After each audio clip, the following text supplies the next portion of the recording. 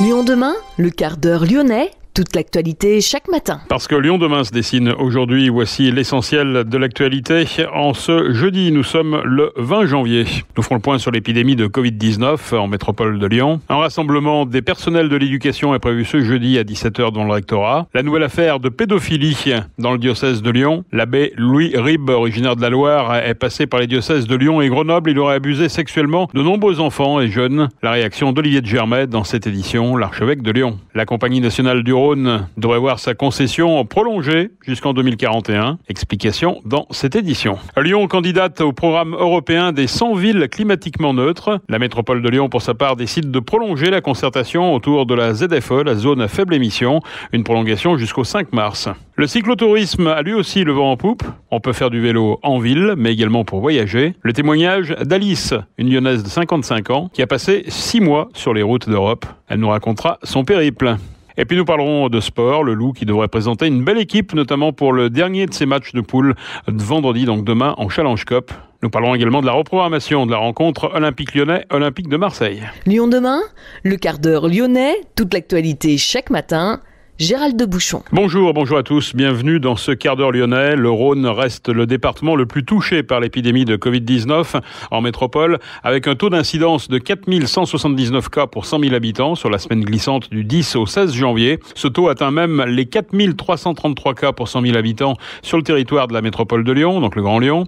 Le deuxième département le plus touché est la Haute-Savoie, avec 4008 cas pour 100 000. Le variant Omicron est désormais à l'origine de la quasi-totalité des contaminations en Auvergne-Rhône-Alpes. Le pic des contaminations n'est toujours pas atteint et la pression hospitalière reste forte avec 112 nouveaux patients admis entre mardi et mercredi, dont 11 en réanimation. 866 patients positifs au Covid étaient hospitalisés dans les hôpitaux du Rhône hier, 177 en service d'urgence. Un rassemblement des personnels de l'éducation est prévu ce jeudi à 17h devant le rectorat. Plusieurs syndicats demandent du matériel de protection en nombre suffisant, des créations de postes pour assurer les remplacements, le report des épreuves de spécialité de mars pour les lycéens. Le SNES, le syndicat national des enseignants du second degré, pointe du doigt aussi les moyens annoncés pour la prochaine rentrée, notamment dans l'Académie de Lyon, qui regroupe le Rhône, la Loire et l'Ain. Des moyens qui ne permettront pas d'avoir moins d'élèves en classe. Le mouvement de ce jeudi devrait être nettement moins suivi que celui de la semaine dernière. Une journée de grève et de manifestation interprofessionnelle est prévue en effet le 27 janvier, donc jeudi prochain. Lyon demain, la radio lyonnaise à écouter partout dans le monde.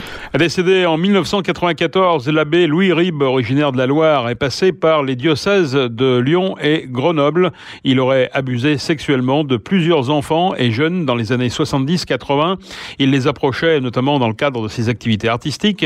Il était, je vous le rappelle, surnommé le Picasso des églises. Cette nouvelle affaire de pédophilie a fait réagir hier le primat des Gaules, Olivier de Germay, archevêque de Lyon, qui s'est dit atterré par la perversité du prêtre. On l'écoute. Je suis personnellement atterré par la perversité de ce prêtre qui a abusé de l'innocence de tant d'enfants et je suis profondément bouleversé par la souffrance de ses victimes, une souffrance lancinante et toujours présente chez la plupart d'entre elles, même si les faits sont anciens. Tout cela nous laisse penser que les victimes du père Louis Ribes sont malheureusement, certainement très nombreuses. Je souhaite donc donner la priorité aux personnes victimes et faire en sorte que l'Église ne se dérobe pas à ses responsabilités. Même lorsqu'il s'agit de cas anciens, dont on peut se dire personnellement innocent, nous souhaitons assumer le fait que l'Église n'a pas su se démarquer de la culture de l'époque, qui était une culture du silence ou du déni, et où on cherchait avant tout à protéger l'institution. En tant que membres de l'Église, nous nous sentons concernés par ce qui s'est passé et souhaitons porter le poids de la faute de quelques-uns. Olivier de Germay, l'archevêque de Lyon, une instance indépendante de reconnaissance et de réparation sera mise en place.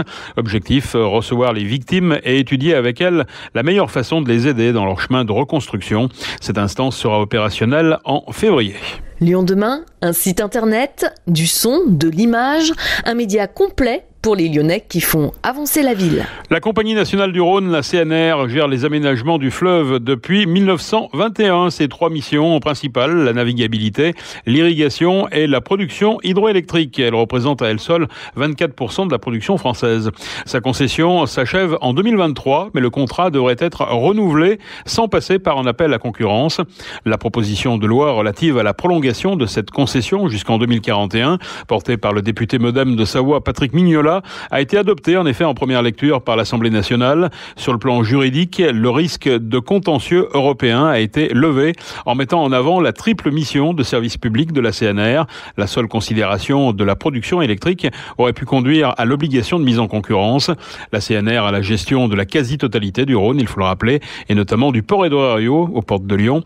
Un port qui doit jouer un rôle important dans la transition écologique avec son hôtel de logistique urbaine et le quai des énergies. Lyon se dit prêt à relever un défi de taille, candidater au programme européen des 100 villes climatiquement neutres, faire en sorte de réduire à 0 le niveau des émissions de gaz à effet de serre d'ici à 2030. Plus de 70 partenaires ont affiché leur soutien à cette candidature. La métropole, le préfet, les universités, EM Lyon, la CNR ou encore Vinci Immobilier, Bouygues Bâtiment, Renault Trucks ou encore le MEDEF. Le dossier sera déposé le 31 janvier, décision en mars. Si la ville de Lyon est retenue, elle pourra bénéficier de financement pour des projets pilotes. Alors qu'elle devait se clôturer le 5 février prochain, la métropole de Lyon a décidé de prolonger la concertation autour de la ZFE, la fameuse zone à faible émission. Une prolongation donc d'1 mois jusqu'au 5 mars, au vu du contexte sanitaire. Une réunion de synthèse se tiendra le mardi 1er mars. Mise en place en janvier 2020 pour les véhicules professionnels, la ZFE doit être étendue aux véhicules des particuliers à partir de juillet 2022, suivant un calendrier qui reste à définir. Lyon demain, les Lyonnais vont vous surprendre. Il n'y a pas que le vélo urbain qui a le vent dans le dos. Le cyclotourisme connaît lui aussi un regain d'intérêt. Partir visiter une région, un pays ou un continent offre de belles sensations, à condition d'avoir bien préparé son voyage et bien choisi son équipement. À 55 ans, Alice a choisi de faire un break de 6 mois dans sa carrière professionnelle. Un congé sabbatique qui lui a permis de traverser de nombreux pays du sud de l'Europe jusqu'à la mer Noire. Elle nous raconte son périple. J'avais très envie de voyager depuis très très longtemps. Et puis après, la situation de la vie, la famille, le boulot, les enfants, les études fait qu'on est dans un espèce de tourbillon. Et puis à un moment donné, on se dit maintenant on en est là quoi, à 55 ans et je suis en forme donc maintenant je vais le mettre en œuvre ce voyage. Alors l'idée c'était quoi? C'est de traverser plusieurs pays, c'était quoi exactement? Au départ, je voulais faire un voyage donc sur une année avec un morceau en Amérique du Sud et puis donc un voyage à vélo. Et puis finalement avec la situation sanitaire, j'ai décidé donc de faire uniquement un voyage à vélo et du coup je me suis dit que pour un premier voyage à vélo, voyager en Europe, ce serait facile au niveau de la communication, etc.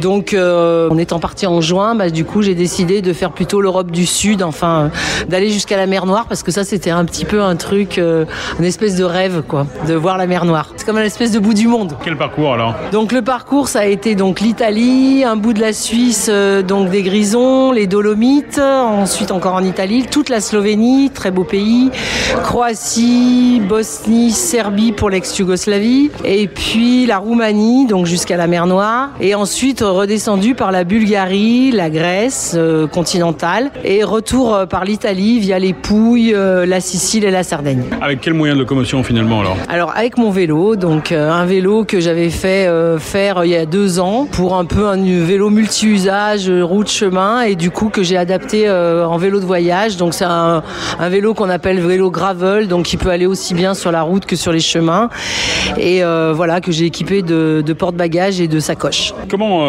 s'est passé alors ce périple?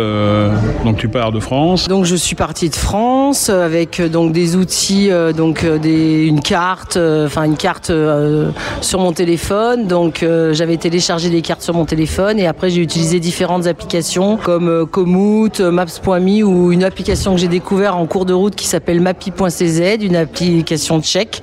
L'avantage de ces applications, c'est qu'elles sont qu'elles fonctionnent hors ligne, c'est-à-dire en mode avion, et que du coup on n'a pas besoin d'internet. Donc tu fais quoi? Tu prévois tout d'avance ou est-ce qu'il y a une adaptation un petit peu au fil du voyage? Alors j'avais prévu des grandes lignes et j'avais beaucoup prévu au départ, mais je pense que c'était un peu rassurant d'avoir un parcours très établi au départ. Donc effectivement les 3 premières semaines, j'ai plutôt suivi le parcours que j'avais établi, et puis après je me suis plutôt laissé guider par les rencontres, les bons plans des locaux, des gens que j'ai pu rencontrer, pas forcément en vélo, mais beaucoup des locaux, en me disant tiens là il faut aller là, c'est très sympa, et du coup je changeais mon parcours si je voyais que c'était possible. Enfin comme j'avais du temps et que j'étais seule, je pouvais arbitrer comme j'avais envie. Quelles ont été les problématiques que tu as eu à gérer, notamment par rapport au vélo? Alors la problématique par rapport au vélo, finalement pas grand chose. J'avais un vélo très bien préparé, où j'avais bien vu tous les différents éléments, avec un ami à moi qui est mécano de vélo, Franck, que je remercie d'ailleurs parce que ce vélo a vraiment tenu tout le voyage et sans grande difficulté.